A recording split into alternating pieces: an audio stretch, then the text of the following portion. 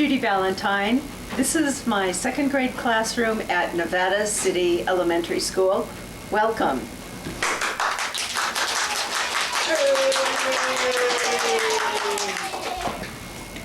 Hi, my name is Erin, and I'm going to read to you today Cleopatra the Seventh, daughter of the Nile.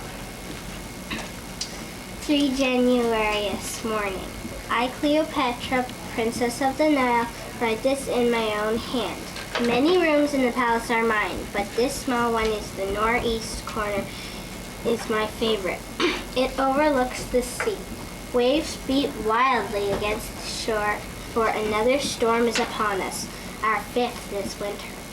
The clouds are dark, even wrapped in my chiton I feel cold. It is most urgent that I record the troubling events of this week. Father has gone into hiding, having fled for his life. Though it is the 23rd year of his reign, he is in danger of losing his throne. He is of course King Ptolemy Auletes, honored Pharaoh of Egypt. 3 nights ago, while Father slept, a deadly puff-eater was found curled at the foot of his bed, ready to strike. Father's old eunuch, Mentos, who sleeps on the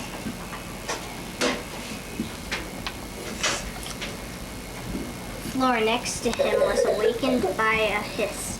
He threw himself on the snake and tried to strangle it, but was bitten on the wrist. He died in torment a few minutes later. Father watched the snake slide off the bed and across the marble floor.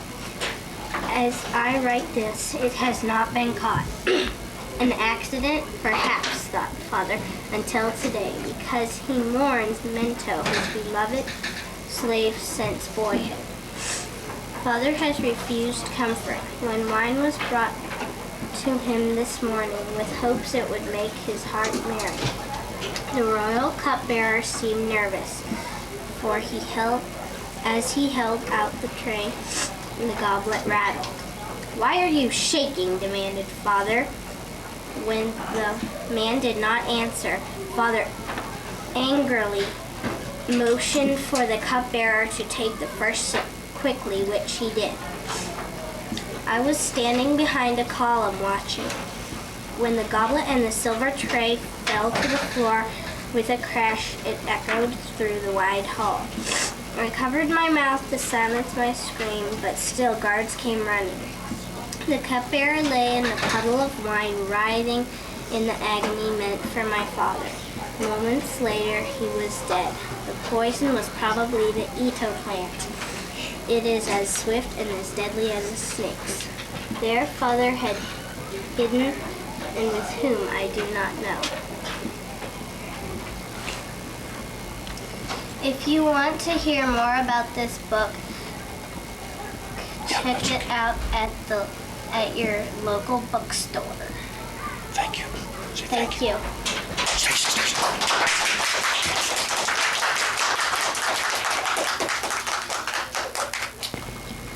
I'm Alexis Smith. I'm going to be reading Hearts. I just don't know what's going on or why it has to be, but every day it's something worse that's happening to me.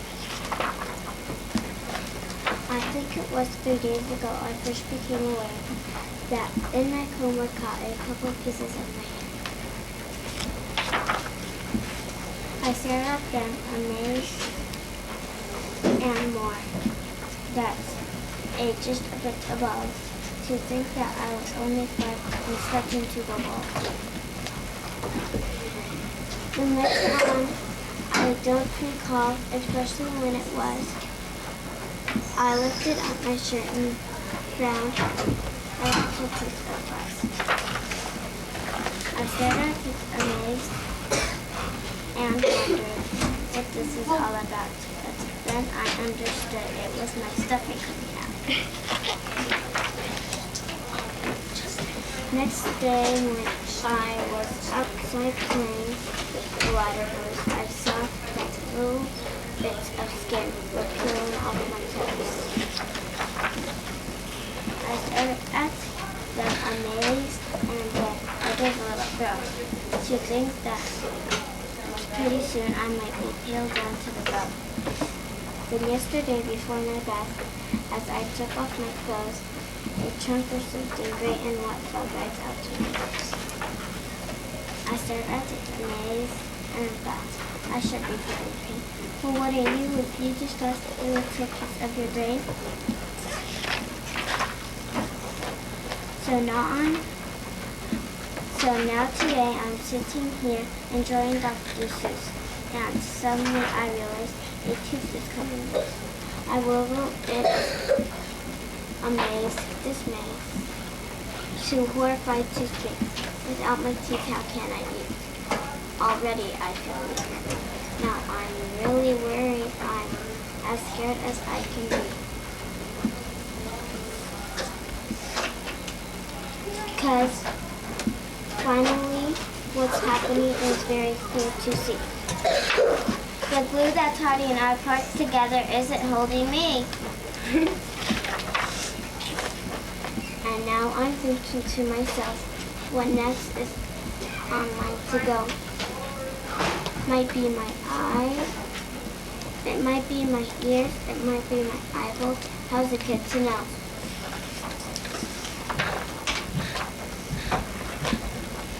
One day I might be playing ball. If you want to read the rest of this book, then you can go to your local library and check it out. Thank you. Thank you. For listening to me read. Thank you for reading.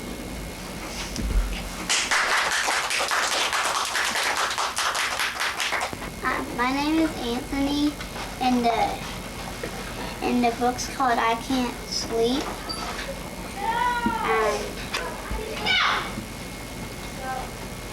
I can't sleep. I feel something hard. I truck. I can't sleep. I feel something funky. My wrist. I can't sleep. I feel something sticky. My volleyball. I can't sleep. I feel something funky. My bike.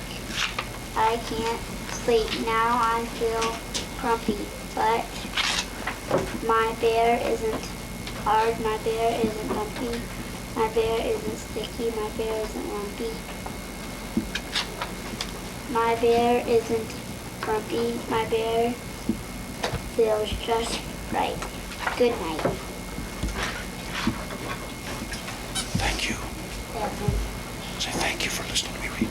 Thank you for listening to us read. Stay.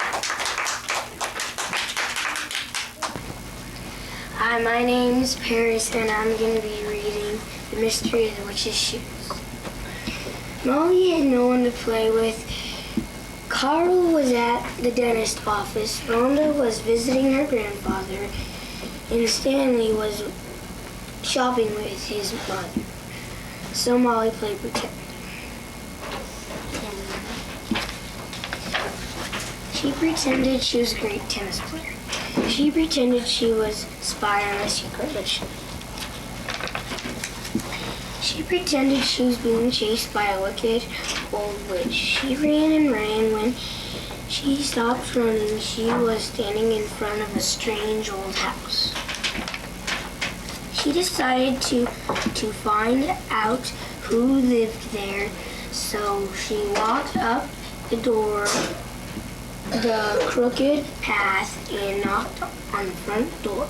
She raised the knocker and knocked twice. "Come in," called a voice. Molly pushed the door open and went inside. The house was dark and gloomy. A candle flickered on the mantel. A raven perched on the back of a chair. A spider scurried to the center of its web and waited. Molly shivered. Her ears tingle. The back of her neck felt creepy crawlers.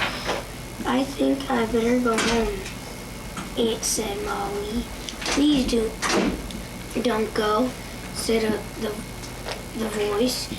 Why not? Asked Molly. Because, replied the voice, I can't find my shoes. Molly looked behind the chair. A girl about her own age was on the floor. She was looking for something under the sofa.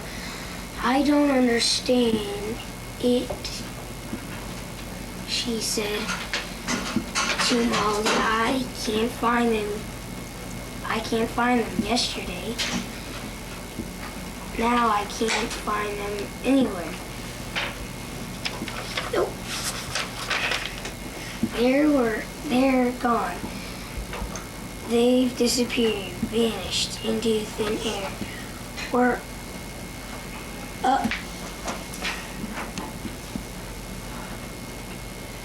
Are you? Who are you? I am Molly Wounded, answered Molly. I am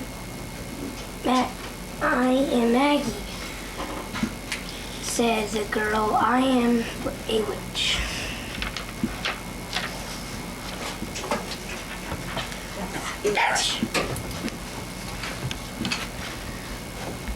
Thank you for listening to me read.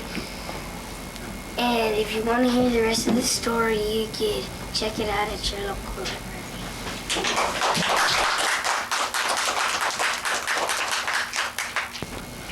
Hi, my name is Sammy Garten, and I'm reading Charlie the Caterpillar, and this is how it starts. One day, one bright and sunny day, Charlie the Caterpillar was born.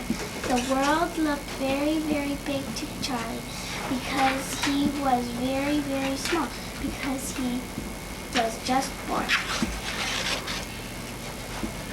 Charlie soon found out how delicious green things tasted. As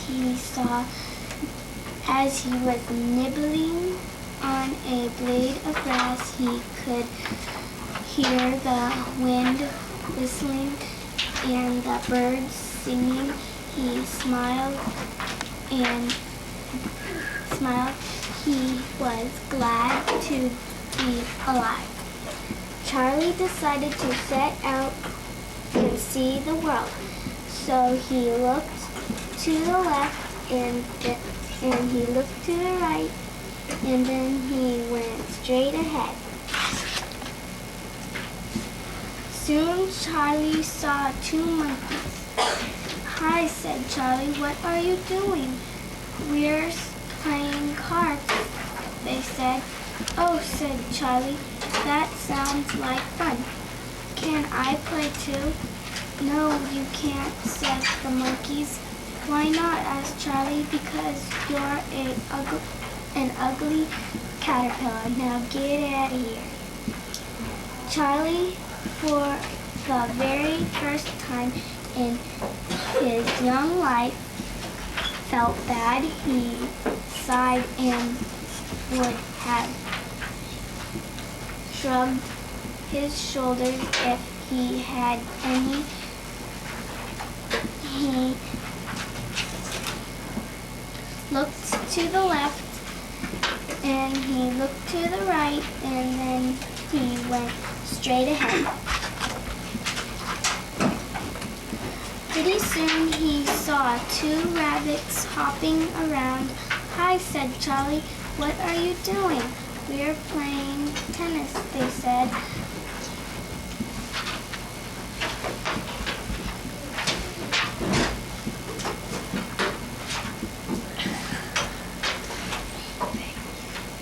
Thank you for listening to me reading my story. If you want to hear the ending of it, check it out at your the library.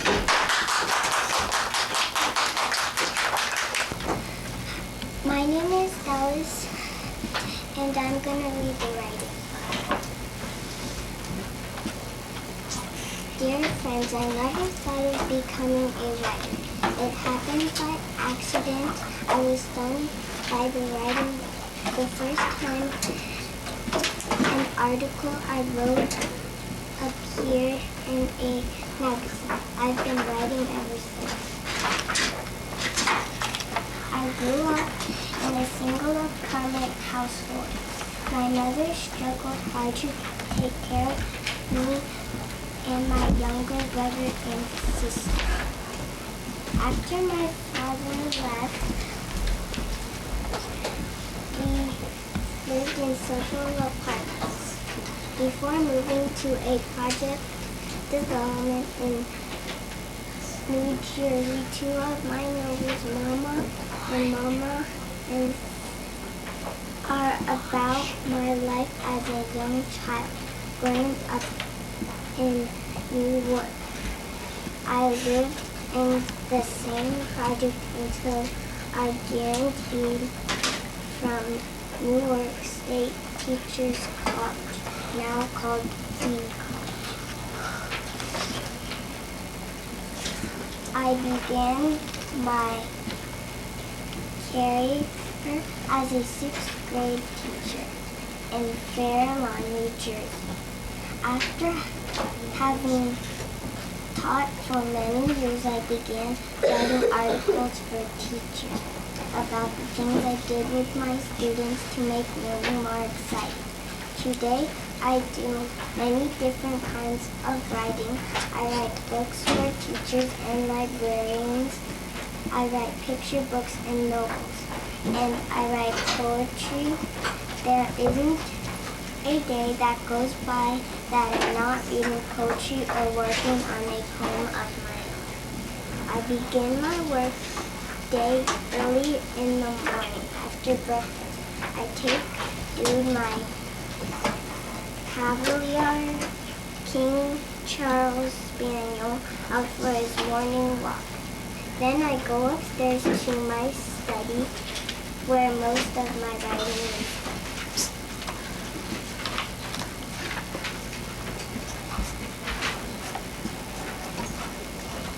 Thank you. If you want to hear the rest of the story, you can check it out at your local library. Stay.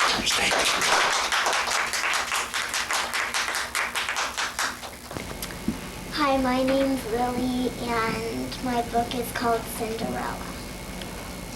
There once was a man whose wife died, and so he took another.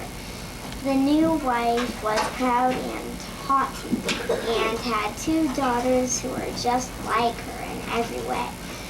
But the man also had a daughter, and she was sweet and gentle and good as gold. The wedding was hardly over before the woman began to make her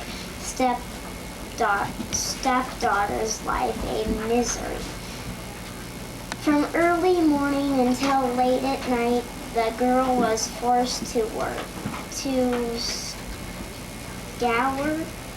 the dishes and scrub the floors and pick up after her stepsister. She did all she was asked and dared not to complain to her father, who would only have scolded her for his new wife ruled him entirely. When she had finished her work, she used to go into the chimney corner and sit quietly among the cinders. And so she was called Cinder Wench, but the younger sister, who was not quite as rude as the others, called her Cinderella. In her bad clothing with her dirty face, Cinderella was yet 100 times more beautiful than her stepsisters. After some months had passed, the king's son gave a ball and invited to it all the stylish people in the countryside. The two sisters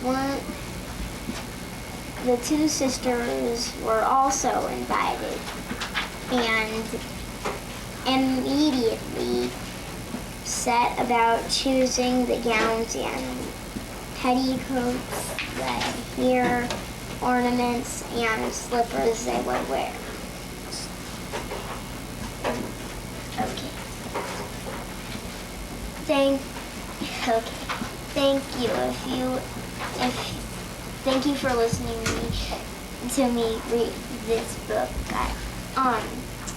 If you want to hear the rest of the story, check this out at your local library.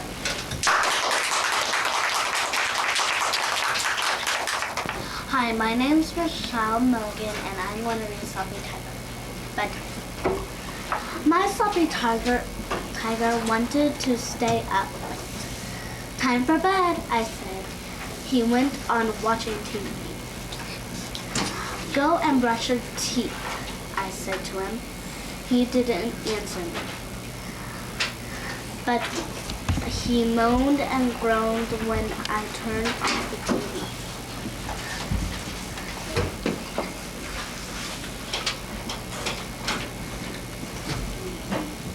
Teeth and bed, I told him at once.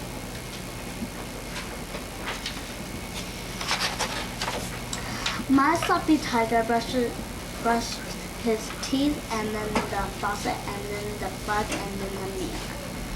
Stop that and go to bed, I told him, but he didn't want to go to bed.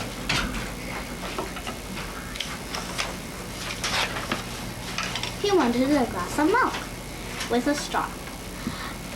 You just brushed your teeth, I told him, but he went on whining for the milk, so I gave it to him.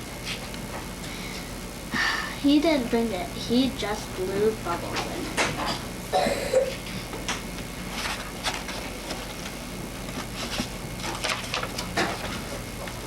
This time you go to bed, I told him. He tried to hide behind the chair. I said to him, will you go to bed if I read a story? That worked. He ran to his bed and jumped into it.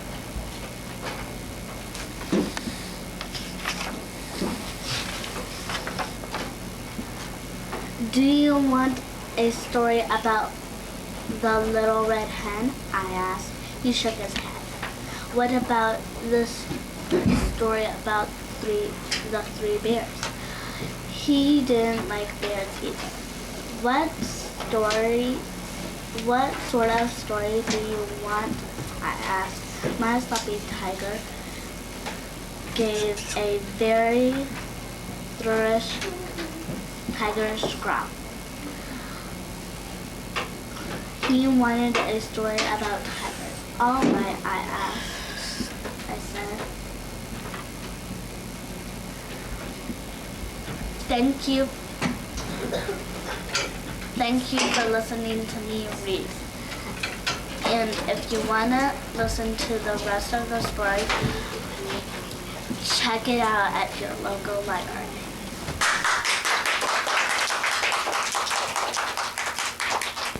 My name is Jessica, and I'm going to read Cats Know Best.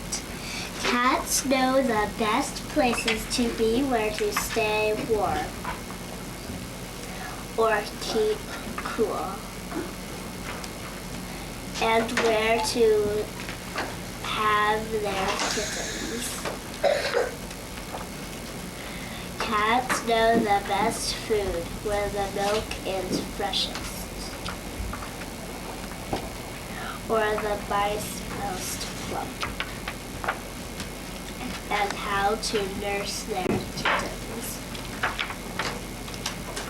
Cats know the best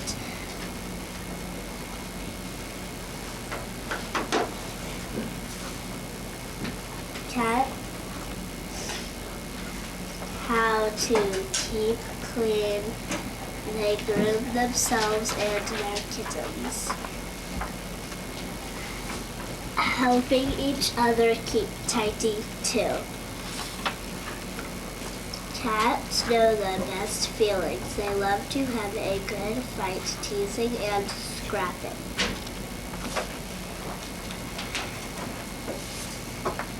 And caring for their kittens. Cats know the best games. They love to play a cat's cradle. And to pretend not to know or to care, but they do.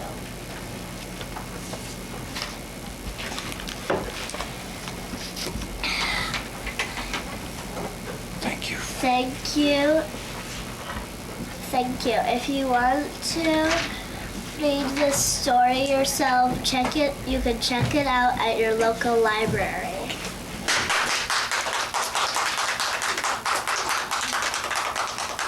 Hi, my name is Chelsea. I'm going to read Blueberries for Sal. One day, little Sal went with her mother to Blueberry Hill to pick blueberries. Little Sal brought along her small tin pail, and her mother brought her large tin pail to put berries in. We will take our berries home and can them, said her mother. Then we will have food for the winter. Little Sal picked 3 berries and dropped them in her little tin pail. Clunk, clunk, clunk. She picked 3 more berries and ate them. Then she picked more berries and dropped them in the pail. Clunk, and then rest she ate. The little Sal picked 4 blueberries out of the pail.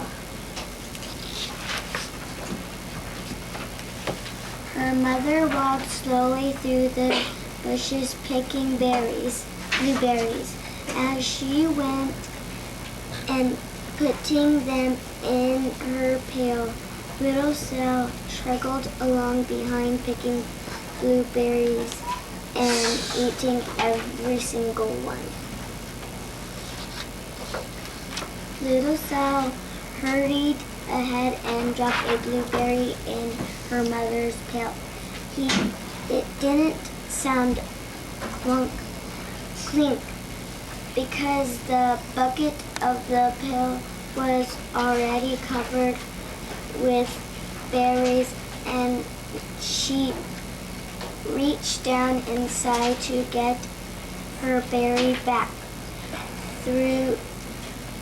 Thought she really didn't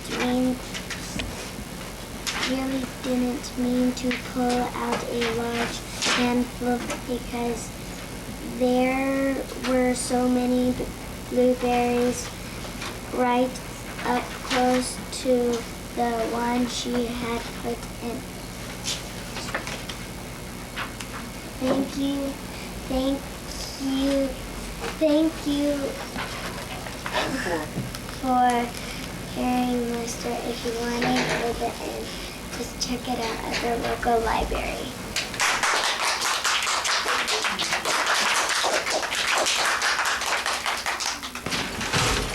Look here. Nate. Your name. Hi, my name is Nate, and I would like to read to you The Little House. Once upon a time, there was a little house way out in the country. She was a pretty little house, and she was strong and well built. The man who built her so well said, "This little house shall never be sold for gold or for silver, and she will live to see our great-great-grandchildren's great-great-grandchildren living in her." The little house was very happy as she sat on the hill. and watched the countryside around her. She watched the sun rise in the morning, and she watched the sun rise and she watched the sun set in the evening. Day followed day, each one a little different from the one before, but the little house stayed just the same. In the nights, she watched the moon grow from a thin new moon to a full moon, then back again to a thin old moon. And when there was no moon, she watched the stars way off in the distance. She could see the lights of the city. The little house was curious about the city and wondered what it would be like to live there. Time passed quickly for the little house as she watched the countryside slowly change with the seasons in the spring. Thank you for listening to me read. If you want to hear the rest of this book, then go to the local library and check this out. Stay.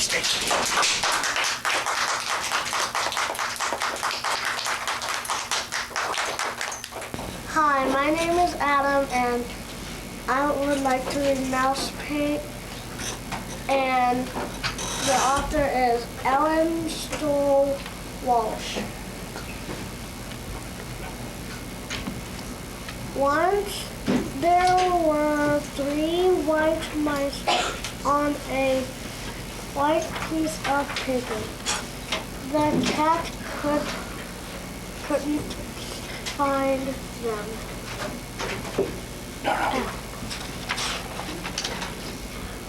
One day,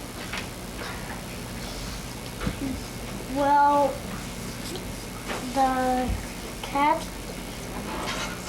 was asleep. The mice saw their 3 jars of paint. 1 red, 1 yellow, and 1 blue. They thought it was mouse paint. They climbed right in. Then on was red, 1 was yellow, and 1 was blue.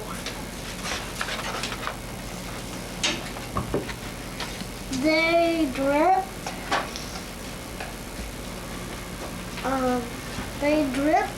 puddles of paint on the paper. The dolls looked like fun. The red mouse stepped into a yellow puddle and did a little dance.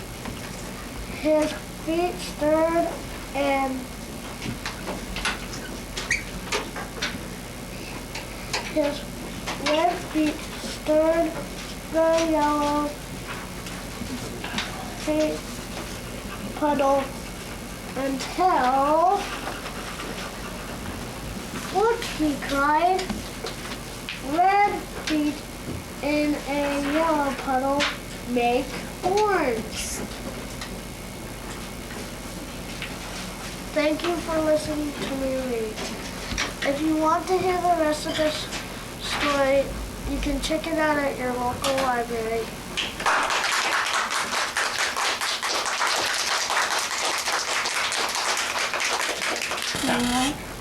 I'm gonna read my book, Cookie's Week. On Monday, Cookie fell in the toilet.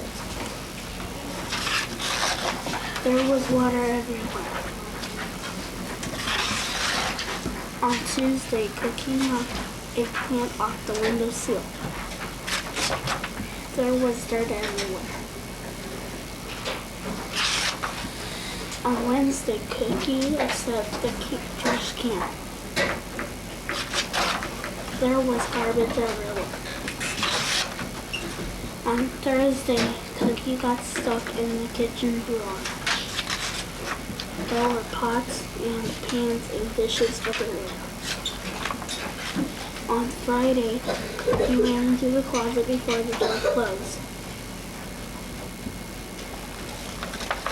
There were clothes everywhere. Cookie climbed the curtains. And Cookie went everywhere. Tomorrow is Sunday. Maybe Cookie will rest.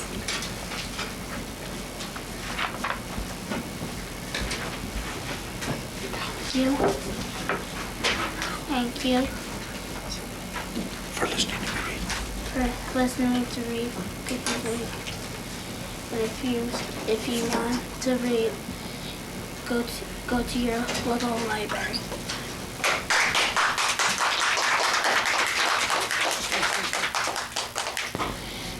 Hi, my name is Kyle, and I'm gonna read The Day the Dog Said Cock-a-doodle-doo.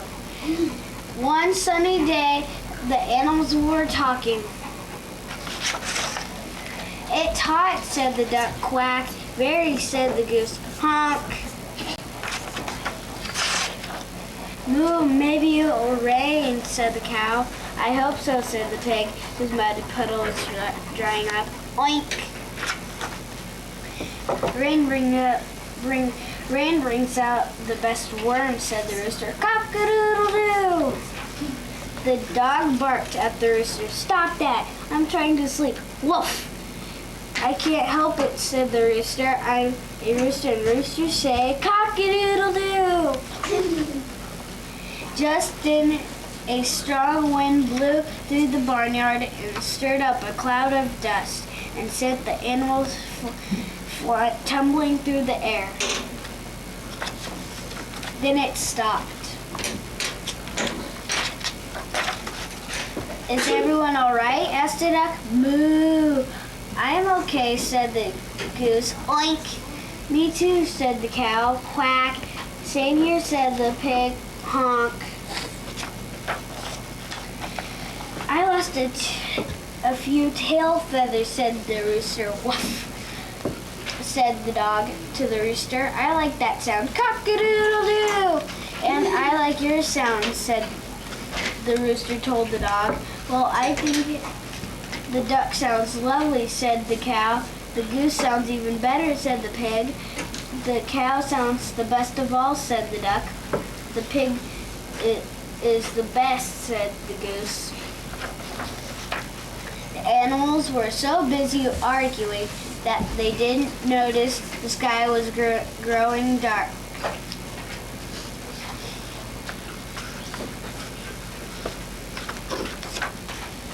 Then, as before, the strong wind blew through the barnyard and stirred up a cloud of dust and sent the animals flying. When the wind stopped, a gentle rain began to fall. No one said a word. Thank you for listening to me read. And if you want to hear the rest of the story, you can check it out at your local library.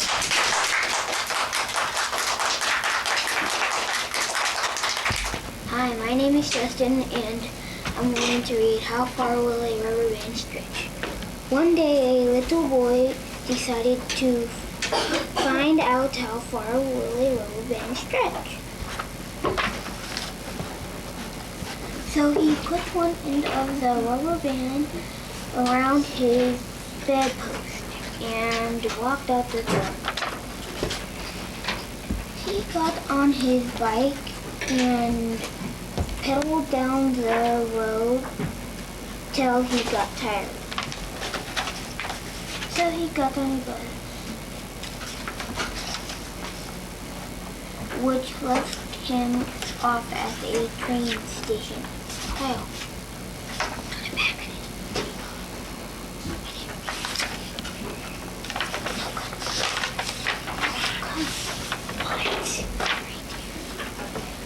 He took a train,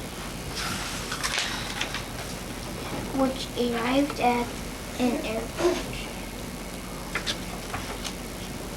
He took a plane, which flew him to a highway where he got a new job that took him across the ocean to another land where he rented a camel, crossed the desert until he came to a rocket, which took off for the moon. The little boy got out, took one step, and suddenly there was a great boing, which landed him back in his bed. The end. Thank you for listening to me read. If you wanna check this book out and hear it again, you can check it out at your local library.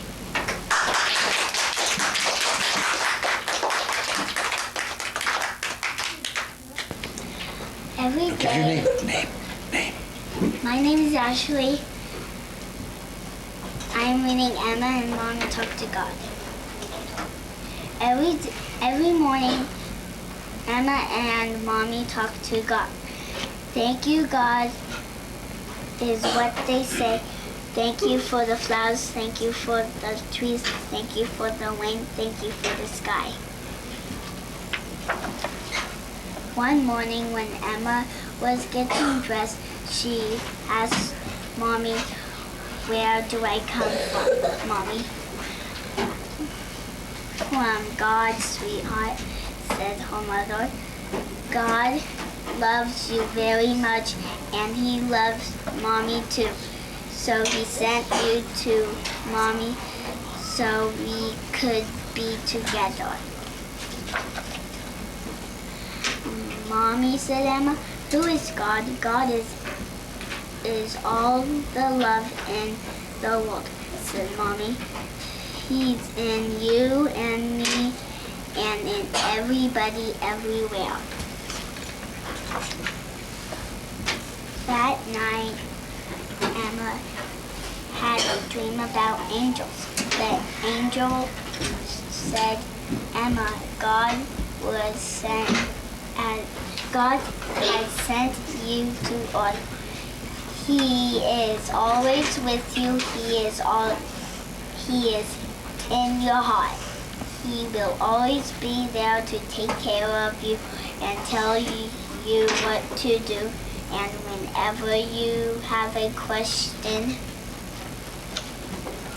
The next morning, Emma asked Mommy what the angels had meant. Mommy said, "The angels was telling you to trust God, Emma. God is always with us. Every day tell God how you feel. God always hears you and sees you enduring. Whenever you need anything, just ask God for help. Every day tell Him how much you love Him. That's what it means to pray to God." Thank you for listening to me read. If you want to hear the rest of the story, go to your local library and check it out. My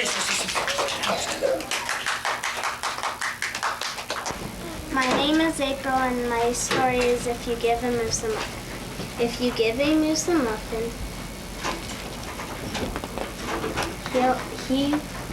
he'll want some jam to go with it. So you'll bring out some of your mother's homemade blackberry jam. When he's finished eating the muffin, he'll want another and another and another. When they're all gone, he'll ask you to make more. You'll have to go to the store to get muffin mix. He'll want to go with you. When he opens the door and feels how chilly it is, he'll ask to borrow a sweater. When he puts the sweater on, he'll notice one of the buttons is loose. He'll ask for a needle and thread. He'll start sewing. The button will remind him of the puppets his grandmother used to make. So he'll ask for some old socks. He'll make sock puppets. When they're done, he'll want to put on a puppet show. He'll need some cardboard and paint. Then he'll ask you to help make the scenery.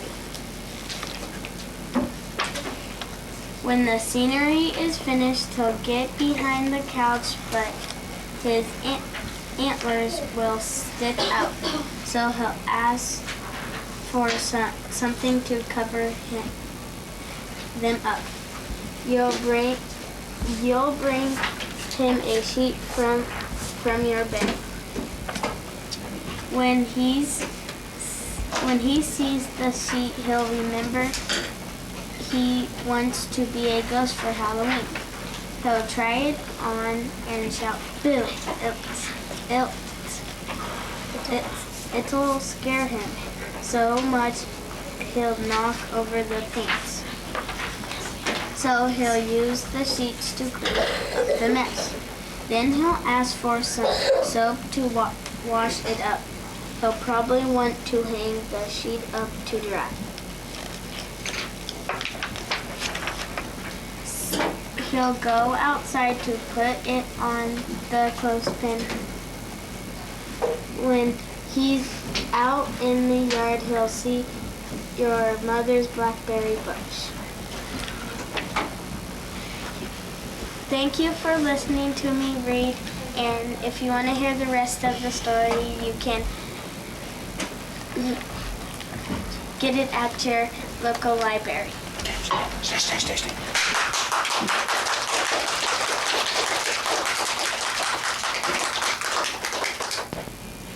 We love reading. What do you love? Reading. Where do you go to school? Nevada.